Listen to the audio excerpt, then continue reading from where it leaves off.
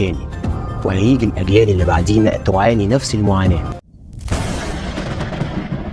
اللجنة دي كانت بتشتغل على أساس مجموعة من المعايير اللي بتحدد قيمة الإيجار، زي مساحة الوحدة وموقعها وحالتها والخدمات المتوفرة فيها، وهنا كان المالك ملزم بيها وما يقدرش يرفع الإيجار إلا وفقا للشروط اللي كانت بتحددها اللجنة دي. ولما صدر قانون الإيجارات سنة 1996 ما بقاش فيه لجنة تحديد الأجرة للعقود الجديدة، فأصبح القانون هنا بيرجع لاتفاق المالك والمستأجر لتحديد الإيجار، بدل ما يكون في جهة حكومية بتتحكم أو بتقدر إنها تحدد ده. لو ده حصل هنغلط نفس الغلطة تاني، وهيجي الأجيال اللي بعدينا تعاني نفس المعاناة اللي احنا بنعانيها دلوقتي. فأنسب حاجة وأسلم حاجة إن احنا نخلي الإيجارات في مصر طبقا لقانون العرض والطلب.